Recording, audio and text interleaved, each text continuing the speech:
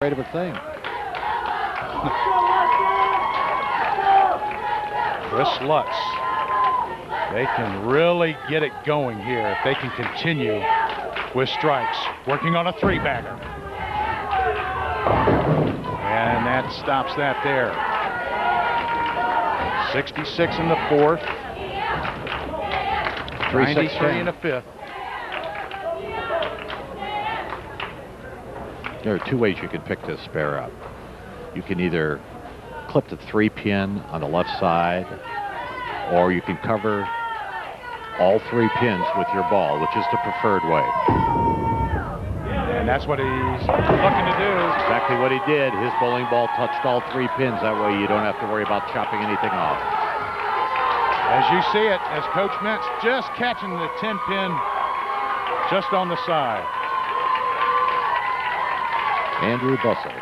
Bussell now working off that strike in the 6. Oh, left it out there on the 2 board and would not come back, but gets a good count of 8. Sure got a good count of 8. That ball slid right off his, came off his hand, just slid right across the oil, and didn't grab. A spare here would give them 103 in the 6 and would put them 10 pins behind going into the 8. So they need to mark here.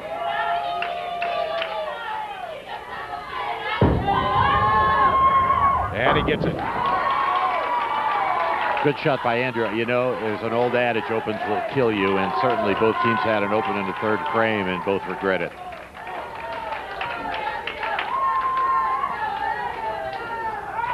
And the first ball, that's in there. What a nice strike there.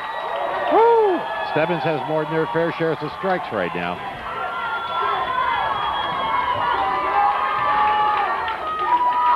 Putting 133 in the 7th. Pin action. Josh Hudkin. That's a big answer. He has just thrown strikes today. Big answer, and the lead remains 10. Chase Carter. Little late getting back. Gets 8 here in the 9th. He leaves a 2-8.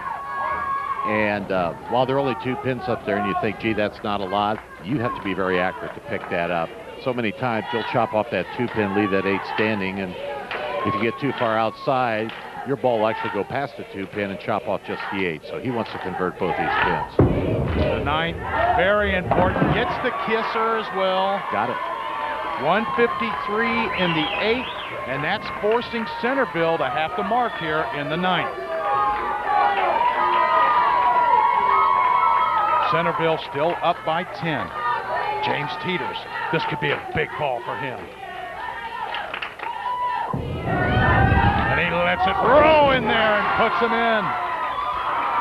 And now Centerville with a nice lead going into the 10th frame.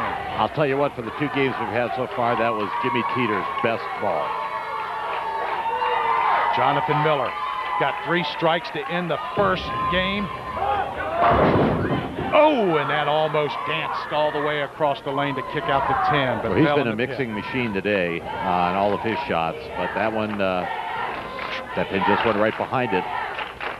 Leaves a 10-pin. Possible 192 for Stebbins.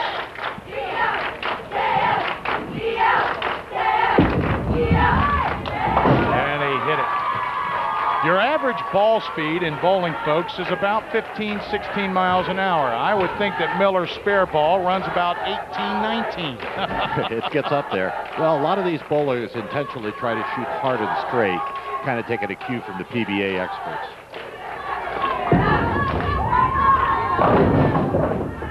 .190. Stebbins finishes with 190. Well, it's up to Zingle. There's nothing. There's no substitute here. Robbie Zingle has to strike. You see what he needs to do, as Coach mentioned. You've got to strike here on this first ball. Oh, what an answer! I think Robbie took a look at Jonathan Miller's line and said, I'm going to throw that same shot, and that's just about what he did. And that strike right there gives them the win already. Doesn't matter what happens here. That strike by Zengel was huge, Well, as that put 30 extra pins in the 8th. Coach Massesso and Coach Zengel have done a good job making sure these kids don't get down on themselves after they lose a game, and they came roaring back here. On the Brooklyn side, and gets another. And did you see that look that Jonathan Miller just gave to Robbie Zengel? They don't throw on that side of the lane. Now they're good friends. They bowl together a lot, and good competition. Zengel can make it 2-13. And if he strikes, he would have done what Jonathan Miller did in game 1 for Stebbins. See if they can finish with 5 in a row, and they do. So game 2 goes to Centerville. We're locked up at 1 here on Sports Time Ohio. The OHSAA Bowling Championships continue